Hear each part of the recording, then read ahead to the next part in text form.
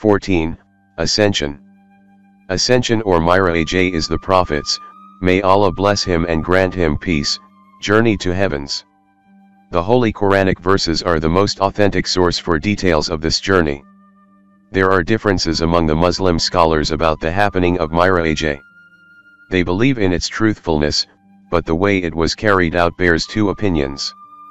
Ibn Hasham, Bukhari, Hamidullah, Sahili, Tibra, Kitni and Asad Beg, said that Miraj took place in the month of Rajab the 7th Hijra year on the night of the 27th day of the month. According to the tradition, the Prophet's, may Allah bless him and grant him peace, ascension consisted of two stages.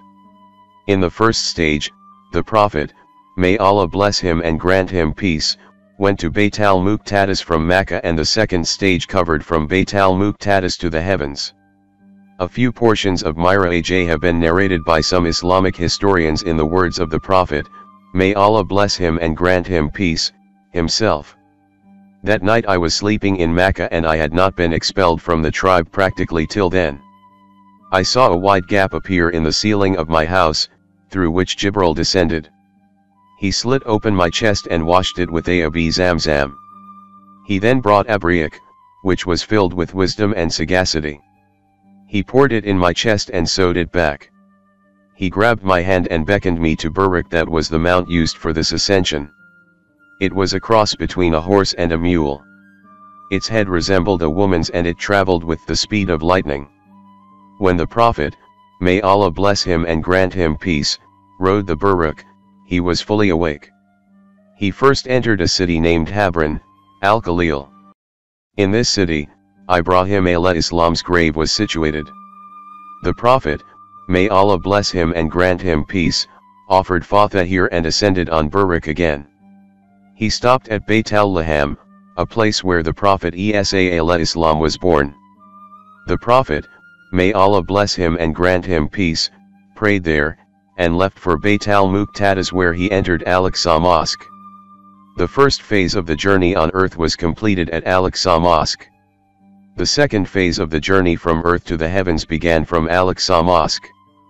The night before his departure for ascension, the Prophet, may Allah bless him and grant him peace, left the impression of his feet on Kaptahul Sakarat, the dome of rock, just as Ibrahim Islam had left the impression of his feet at Muqtami Ibrahim in Mecca. He reached the first heaven, which was nearest to the earth. The Prophet, may Allah bless him and grant him peace, saw Adam Islam and observed that he was standing between two groups of people who had recently arrived there from earth. Those standing at his right were to enter paradise, whereas those on the left were destined to hell. Adam smiled at seeing people at his right but was aggrieved for the people at his left. He is the father of humanity, and being a true and a kind father shared the pains and pleasures of his children. At the second heaven, the Prophet, may Allah bless him and grant him peace, met Prophet Isa, and at third Yuhanna, Jonah. At the fourth he met Yusuf Islam, at fifth Harun Islam and Musa Islam. When he arrived at the sixth and the seventh heavens, that is the highest, the Prophet, may Allah bless him and grant him peace, saw Ibrahim Islam resting against the wall of a house. It was the house of the angels. The house exactly resembled the holy Kaaba. After the seventh heavens, began a sanctuary, like holy Kaaba's harem. At the end of the sanctuary was situated a tree named Sidratul Muntaha. This was located at the end of the universe, the absolutely unknown. No one knows what lies next to it. At this point the Prophet, may Allah bless him and grant him peace, was so near to Allah that he could hear the scratching sound of his pen. It was learnt that the deeds of humans were recorded here. The Prophet, may Allah bless him and grant him peace, could hear the scratching sound, but was unable to see him. No one can see him, not even the Prophet, may Allah bless him and grant him peace, himself. He could hear only the divine voice through Jibril. Allah consoled the Prophet, may Allah bless him and grant him peace. He told him, not to lose patience and endurance upon being abandoned by his tribe. Some prophets bore uncountable hardships for their mission, some even lost their lives. Later Allah told the Prophet, may Allah bless him and grant him peace, about his future responsibilities and asked him to migrate, as Musa alayhi had migrated with his followers. Such a step demands firm resolution, and he had, thus, been summoned to the heavens for strong fortitude and firmer resolution. During the ascent, Allah made 50 prayers each day obligatory for his ummah. The Prophet, may Allah bless him and grant him peace, continued to ask Allah to reduce the number of prayers until he reduced them to 5 prayers each day. Allah decreed that all who perform their prayers with sincerity and in expectation of a reward will receive the reward of 50 prayers. Before departing, the Prophet, may Allah bless him and grant him peace, ascertained 12 divine orders, just as Musa alayhi had sought 10 commandments. The Prophet, may Allah bless him and grant him peace, promised Allah to convey them to his followers. They were, the Muslim should 1. Worship Almighty Allah alone and none else. 2. Respect their parents. 3. Observe kindness. 4. Help the poor, helpless, and refugees. 5. Avoid prodigality. 6. Avoid frugality. 7. Avoid adultery. 8. Not kill a human being. 9. Not usurp others' property, especially of orphans. 10. Avoid cheating in weighing. 11. Avoid performing tasks unacceptable to reason. 12. Abstain from pride. On his return, the Prophet, may Allah bless him and grant him peace, told his followers about all those people whom he had met in the heavens. The Prophet, may Allah bless him and grant him peace, met a diverse multitude of people including scholars, warriors, prophets, and sages. These people had passed the world centuries ago. This gave the Prophet, may Allah bless him and grant him peace, a great opportunity of knowing those people from close quarters. Some scholars say that during this duration of accession to heavens and his conversation with Allah, the door chain of the prophets, may Allah bless him and grant him peace, house, which had been left dangling open while he was leaving, was still oscillating when he returned. We are not surprised at all at this happening, as it conforms with Einstein's theory of relativity, according to which, the speed of time for two bodies, one moving and the other stationary, would be different for both. Hence it is quite acceptable that one undergoes such a journey and the door chain is found still oscillating. This accession is not surprising, but what remains questionable is whether the Prophet, may Allah bless him and grant him peace, underwent a physical or a spiritual journey. Islamic scholars have two opinions. For some it was spiritual, and for others it was physical, but no one has stated that the Prophet, may Allah bless him and grant him peace, reached Sidratul Muntaha in a dream-like trance or roya, vision. Those who believe in his physical experience, state that being the Prophet, may Allah bless him and grant him peace, he had control over his body to visit the heavens as such. The others say that the Prophet, may Allah bless him and grant him peace, did not need his physical body for his ascension. They add, that we, being the common folks, can reach and cover the distances thousands of miles apart during dreams. We can also, in this state, talk to the dead and are not surprised by this. During our sleep our bodies do not move even slightly, whereas we are unhampered in our vision. Our spirit transcends our body and covers millennium of space to visit and meet strange lands and people. We can talk to people who have been dead for centuries, meet people in alien lands with alien languages, yet we understand and communicate with them without any difficulty. The other possibility is that our spirit or soul does not leave us, but inside our brain cells is produced a condition that uncovers veils before our eyes. We find ourselves well acquainted with each place and every person. While awake, we cannot jump across a ravine, but in sleep we can fly over and cross valleys and deep gorges just as simple as crossing a street. In dream things become enormously easy for us. Sleep removes barriers of time and space. Entering a foreign country appears to us as if we had been there before. During the periods of sleep, we have some friends and some foes whom we cannot identify when awake, but when sleep overpowers us, they surround us. Some of them are kind to us and some are so horrible that we start screaming just at their sight. In the world of dream, we can enter the cores of the volcanoes and remain unhurt. Similarly, we can face extremes of cold unhurt. Thus our prevalent measurements of time and space become suspended. Many people have dreamt living in foreign countries for years, but when woken up, found themselves slept only for few hours. Everyone has experienced such incidents in his life. In dreams, the past, present and future amalgamate in one entity, and one can move thousands of years into the past or the future and can talk to people born in past or yet to come. Some scholars have solved enigmatic problems in dreams that they could not in the real world. The grip that clutches our brain neurons and compresses our mental capacities is either slowed down during sleep or completely slackens its control. It seems possible that the prophets, may Allah bless him and grant him peace, soul, during wake hours, could reach the worlds we call metaphysical.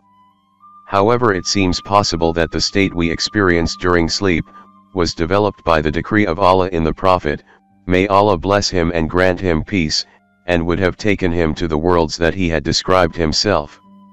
When we are liberated from the barriers of time and space, we become or feel ourselves immortal. We become part of everything. We can hear the living and non-living.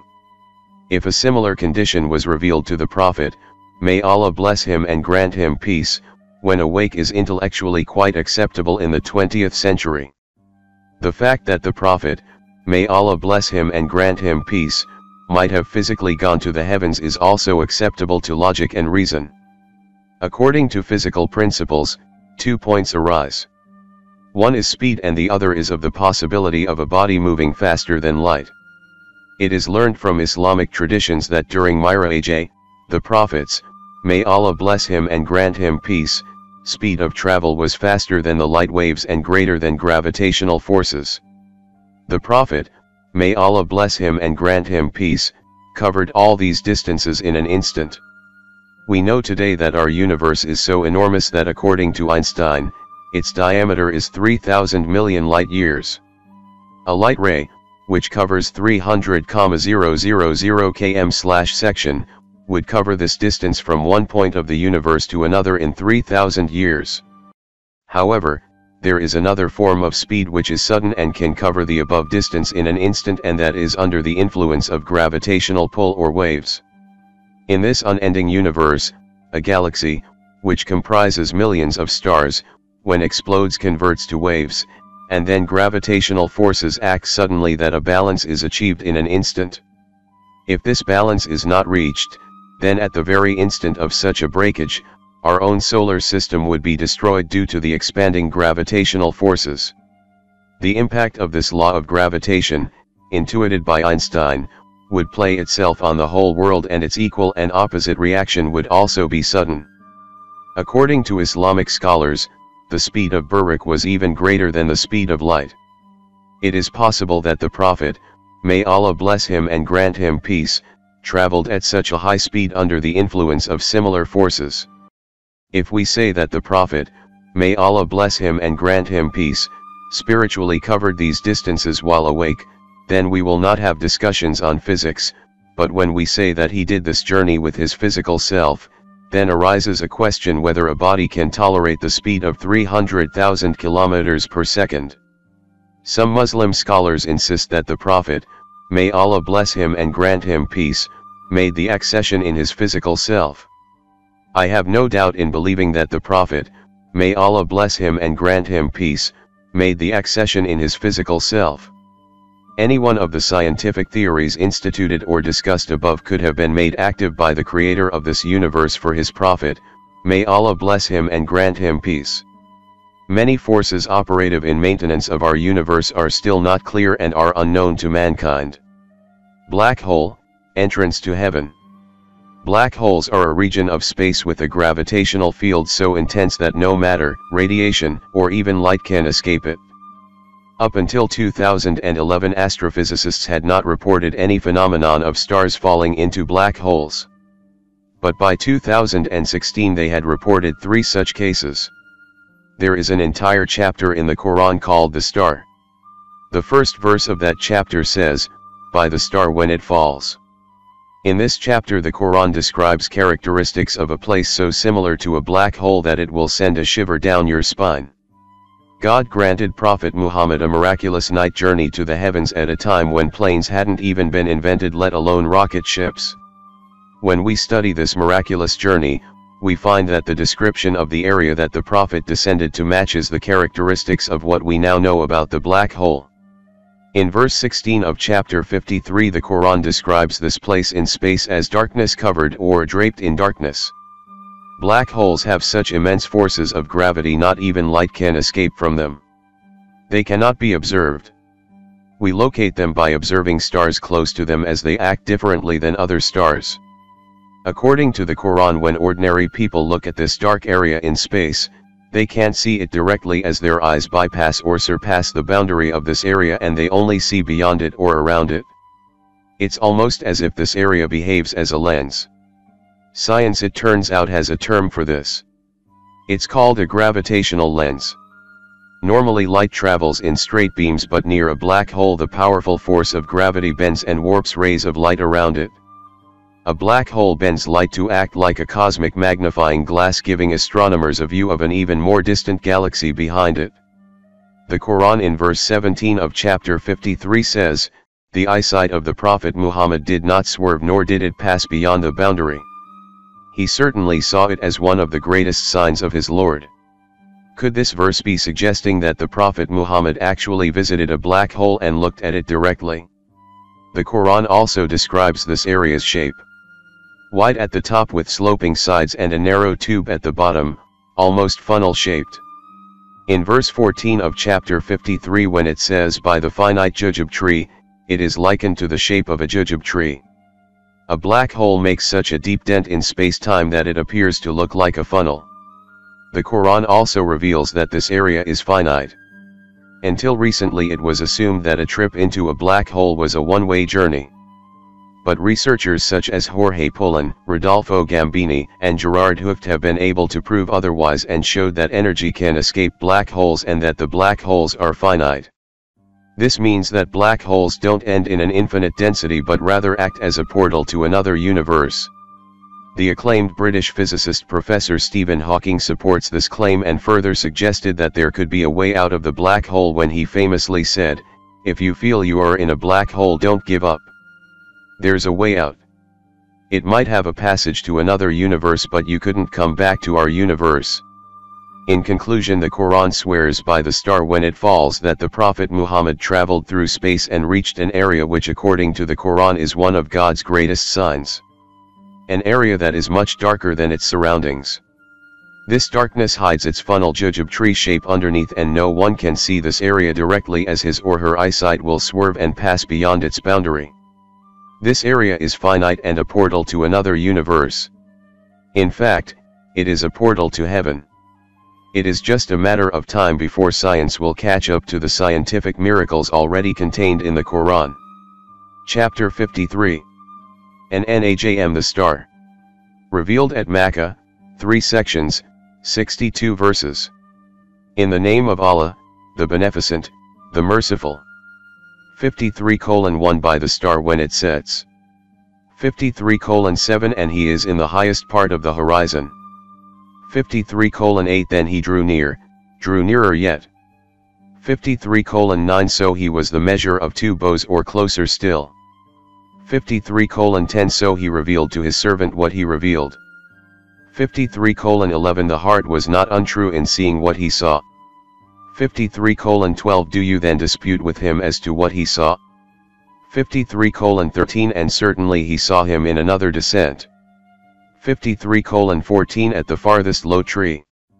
53:15 Near it is the garden of abode. 53:16 When that which covered the low tree. 53:17 The eye turned not aside, nor did it exceed the limit. 53:18 Certainly he saw of the greatest signs of his Lord. Tashhud. This sitting prayer is part of every salat offered by the believer. While sitting down, every Muslim repeats the conversation which took place between the Creator Allah Subhanahu and His Prophet. As Angel Gabriel was with the Prophet, he too participated in this conversation to the extent that he bore witness to the fact that there is no other to worship but Allah Subhanahu and Muhammad is his messenger. Namaz, sitting in qaida position and reciting tashahhud. Sitting position of the second rakat is termed qaida. The kneeling posture between sajdas is called julsa. During the qaida, the namaz recites tashahhud as follows: All our oral, physical, and monetary salats are only for Allah. Salvation to you, O Prophet. And Allah's peace and His blessings be on you. Blessings of Allah be on us and on all those worshippers who are pious. I testify that there is none to be worshipped but Allah, and I testify that Muhammad is His worshipper and messenger. This important conversation that occurred between the Holy Prophet, peace be upon him, and the Creator of the universe Allah was witnessed by Angel Gabriel is repeated by every Muslim in his daily prayers as a reminder about his faith.